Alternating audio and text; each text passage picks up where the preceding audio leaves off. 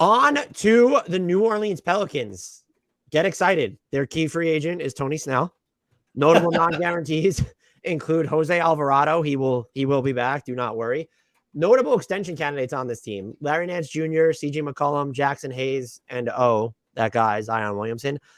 They have one notable trade exception. That's the Steven Adams $6.4 million one. It expires on July 7th, 2022. Their best spending tool, I have it as the mini MLE because I have them inside $10 million of the apron right now.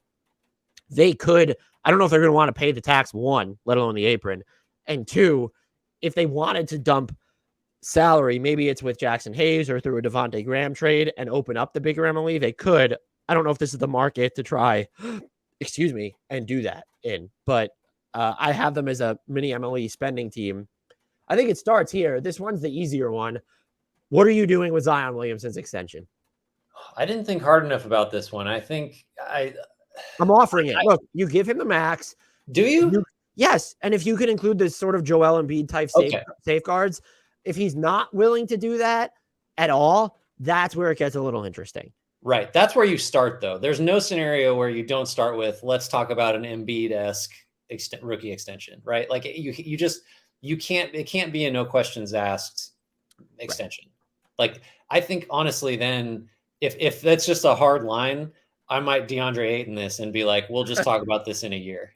Like, sorry, you just run the risk then of, and I don't think Ayton would have this kind of leverage after he had a really good season. Zion would.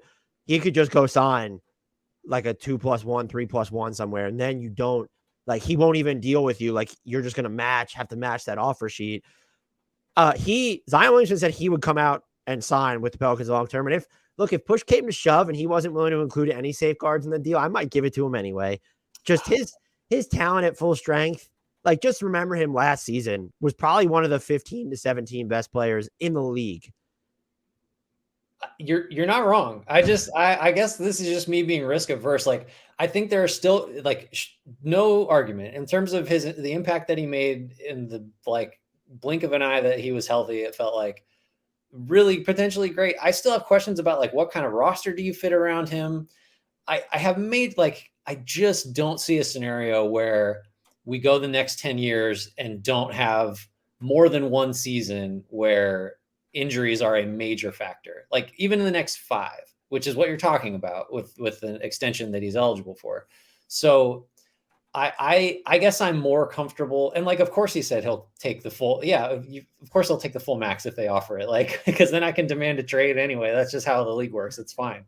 I have more reservations. I don't think I'm willing to do that. I would draw a harder line, just knowing that push comes to shove, he's the last guy in the world that's going to take the qualifying offer and just, gamble that way. There's no scenario. I don't think that's realistic. Are you sure?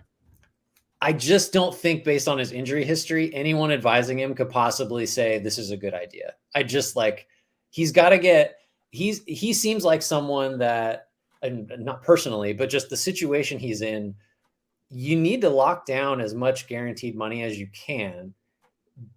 And so the idea of that level of risk, now maybe that changes if he has he doesn't get an extension and he has a phenomenal season, and suddenly it's he has all the leverage in the world. That's the downside risk of doing an Ayton in this situation. I think he ultimately just has more leverage than New Orleans, because I think he is that anomalous, that transcendent. And it's not a shot against the Pelicans. I wouldn't let that player, as long as I can have him here and be under team control. Maybe he doesn't have a player option in year 5. And I ultimately think it's going to end up with he signs a 5-year max. I don't know what's going to happen with the player option. My guess is it's either really heavily safeguarded, the entire contract for the Pelicans, or maybe there are lighter non-guarantees in his favor, and he gives up his player option in the 5th year. That being said, it also could be, if they're both sort of on the same page, he does have the leverage to where even if he has a bad year next season, someone would offer him the max in restricted free agency. Could he roll the dice, want to stay in New Orleans, have a good year, and then he just gets the 5-year max from New Orleans free and clear, where there aren't going to be any injury safeguards in there for them, because he's coming off of, let's say, a 67 game campaign, only missed 10 or 15 games. Yeah. I think I may be anchoring too much, because when it was real bad, when it was just injury after injury and all this time off, I kind of developed the opinion that, like, one, Zion is a player who's great mainly, almost entirely, because of just ridiculous athleticism, right? Like, he's not like, I don't know. Some of the passes he threw, right, and but he has to get into skill. space to be able to throw those passes. So I think that's, I'm not going to say entirely, but very largely based on athleticism. And just, like, I think it's fair to say that since Duke, he's become less athletic. So just, the injuries are taking a toll in that regard. And, like, the trajectory, I would expect, unless we see, best shape of his life stuff over in summer league, not in summer league, but during that time where it's like the weight is way down, and he looks incredible. He looks like Duke Zion. Then I might change my opinion, but I'm just kind of pessimistic on his long-term health outlook and how well he's going to age as the athleticism declines. Because, like, when that's not elite anymore, it's not like he's a knockdown shooter, except for his debut when he made like 4 threes and everybody lost their minds. I was among the people that there are a lot of questions. I just, if he's not getting off the floor and can't move with burst, I don't know. I would love it if he proved me wrong. I would love it. I have a lot of reservations about it. Moral of the story, though, this was very first takey of us, but Zion Williamson will be in New Orleans next season. Yes. That being said, the last first take element of this preview, Brooklyn comes along, offers Kevin Durant, wants Zion Williamson back in a package. What are you doing if you're New Orleans? Yeah, that's such a hard question. What did I say before we started recording when you asked me that? I think I said I would do it. I said I wouldn't, because it's just, if Kevin Durant really wants to be in New Orleans, I guess anything has to be for a discussion. But what else? If it's Zion plus salary, I guess you consider it. But, like, we can't pretend that Kevin Durant has just been Mr. Durability over the past 3 years. Right. Yeah. So I ultimately wouldn't, but they are a team that I think could build subsequent packages where, if New Orleans is going, or excuse me, if Brooklyn's going around asking for all of these, we want Scotty Barnes from Toronto, if that's a no, like doing those types of things. If you circle back and they miss on all those initial marks, New Orleans is among the teams that could build like non-Zion trade packages that would make a ton of sense. What do you view as like the roster's biggest needs now, though, heading into free agency? Well, they don't have a lot, because their roster is basically set. They look really, really good if you pencil in a healthy Zion. Yes. Yeah. No, I think they are like potential major high riser. You saw flashes of what McCollum kind of did to transform how they operated. I think so. Having said that, I think I'd like one more versatile defensive piece. Just because Herb Jones, as great as he is, I think you're going to need some lineups where, Dyson Daniels. What's that? Dyson Daniels is on this roster. They might already have. That's true. That is kind of what he does, everything but shoot, basically, right? I think I'd like one more, wing switchy defensive piece. I think I'd like maybe I think that your best looks are going to be Zion at the 5. If you're really trying to maximize what this team can be, but I'd like Zion Nance type, where Nance might be your defensive 5. Yeah. Yeah, like like Miles Turner this isn't a free agent thing, but someone like that has always made a lot of sense there for me. Pelicans fans already tuned us out. They don't like it. They're in love with Valanciunas, who was really good, and they don't view Turner as enough of an upgrade. I think defensively, he would be a massive upgrade. I also don't know their path to getting Miles Turner anymore. Like, if you're Indiana, do you want Jonas Valanciunas? Like, wow. And then if you're the Pelicans, do you want Zion and Jonas Valanciunas and oh my God, why can't and Miles Turner on your roster? Like, that doesn't make a ton of sense. No, I think so. Just in terms of like their what do you see their needs as? Do you see them as different than, or needs, quote unquote? But I think so. I would prefer them to prioritize. I don't want to say a point guard, because you have CJ McCollum, Zion, Brandon Ingram, and Devontae Graham is not just like, he doesn't suck now. His shooting has fallen off. But I would like to see them get an upgrade in what Devontae Graham's supposed to be. So is that Devontae Graham getting better? Is it, we're giving Kyra Lewis Jr. a really extensive look this year?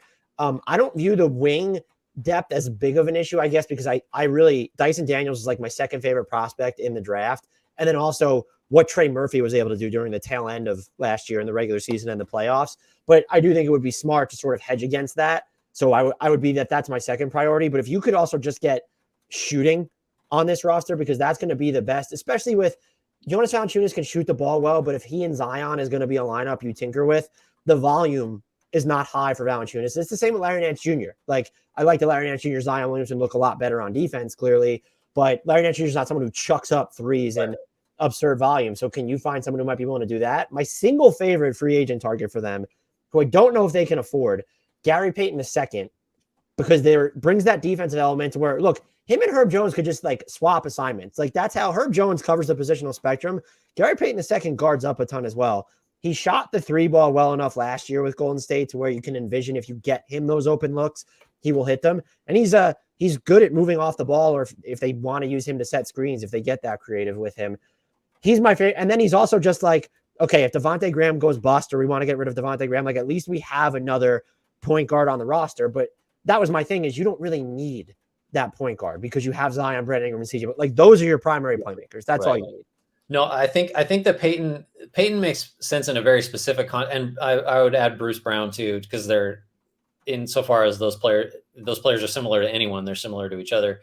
If you have essentially a power forward in Zion who's going to play a lot of point guard, you might as well have a point guard who's going to play a lot of power forward, basically, which is what kind of how Peyton and Brown operate. You know, Peyton proved himself to be a pretty good corner 3-point shooter, which is like, that's fantastic. If you could do that for this Pelicans team and just, you know, at least have someone run at you once in a while, all the other stuff he brings will be, you know, very welcome. Brown's kind of the same way. I'm oddly like more skeptical about Brown being like sustaining some of his shooting from this past season, but yeah, I think for some reason, I don't know what is just like something just felt, I think his was too much of an outlier, where it's Gary Payton II was like 36% on catch and shoots. It's like, okay. But like, I think Bruce Brown was like closer to 40 on those. It's like, that came a little bit out of nowhere. A little much for me. I think backing up a little bit to kind of hit these targets in full. Like, I do think they can duck the tax, and I think they could be in position to have the full mid level. I mean, they've got so many guys on low numbers that they could finagle a little bit. And then if you have the full mid level,